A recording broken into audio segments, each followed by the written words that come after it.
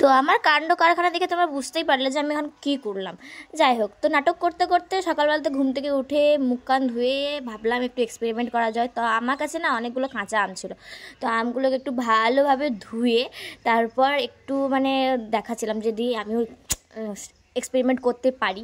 তো যাই হোক, তো সকালবেলাতে এত কিছু করার পরে না আমার হাত থেকে বারবার করে আমটা ধপাস ধপাস করে পড়ে যাচ্ছিলো, কিন্তু কিছু করার ছিল না। যাই হোক, তো আমি তাড়াতাড়িভাবে এখানে আমগুলো ফিল আপ করার চেষ্টা করছিলাম, কিন্তু কোনো মতেই হচ্ছিল না। তারপরে দুটো আমকে নিয়ে আবার নাটক করা শুরু করলাম। যাই হোক, তো নাটকটা আবার শেষ করার পরে এদিকে আবার আমি ভাবছিলাম কি চাকু দিয়ে এটা ছাড়িয়ে নেবো, কিন্তু যথেষ্ট মানে আমার প্রচুর কষ্ট হচ্ছিলো, কারণ আমি পারছিলাম না, যেহেতু কোনো কাজই করতে পারি না আমি। হ্যাঁ হ্যাঁ, কাজ করতে পারি, বাট আমার একটু দেরি হয়, সবার মধ্যে তো অত এক্সপার্ট না। তো যাই হোক, তো এখান থেকে আমি তাড়াতাড়ি করে আবার ভালোভাবে আমটাকে পিল অফ করার চেষ্টা করলাম, আর হয়েও গেল। আর গন্ধটা আহা সেই সলিড বেরিয়েছিল এখানে। তারপরে তাড়াতাড়ি করে আমি ভাবলাম যে এটাকে একটু ধুয়ে নিই, তারপরে এটাকে তাড়াতাড়ি কেটে নেবো। তো কাটতে শুরু করবো ভাবছিলাম, তো এদিকে দেখছি যে না না খুব সোজা, কাটাটা তো খুব সোজা না, কাটাটাও সোজা না। আমের চামড়াটা প্রচুর প্রচুর পরিমাণে শক্ত ছিল, বডিটা প্রচুর হার্ড ছিল, আর যে মানে ভেতরে ওটা কি বলে আঁটিটা যেটা ছিল ওটাও খুব পরিমাণে শক্ত হয়ে গেছিলো। তো আমি এবার তাড়াতাড়ি করে এগুলোকে কুচিয়ে নেবো বলতে লম্বা লম্বা স্লাইড করে নিয়েছিলাম আমি। তো ভাবলাম যে একটু ভালোভাবে ছোটো কুচি করলে কী হতো না, মানে একটু অন্যরকম টেস্ট চলে আসতো।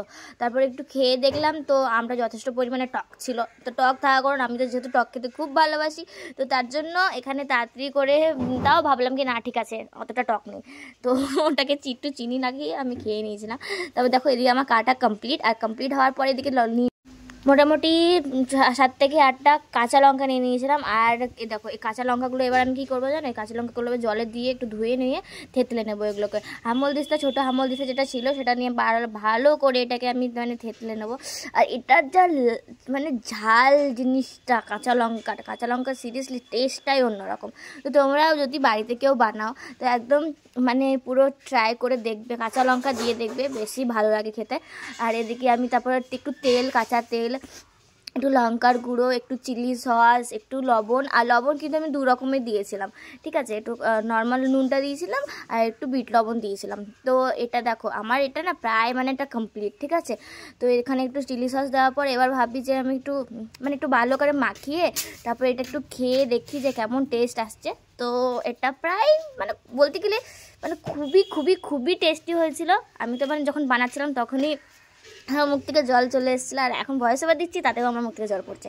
যাই হোক, তো খুব পরিমাণে টেস্টি হয়েছিল, আর তোমরাও চাইলে বাড়িতে ট্রাই করে দেখতে পারো। আমার বোন দেখো সাইড দিকে খেতে চলে এসেছে। চলো টাটা।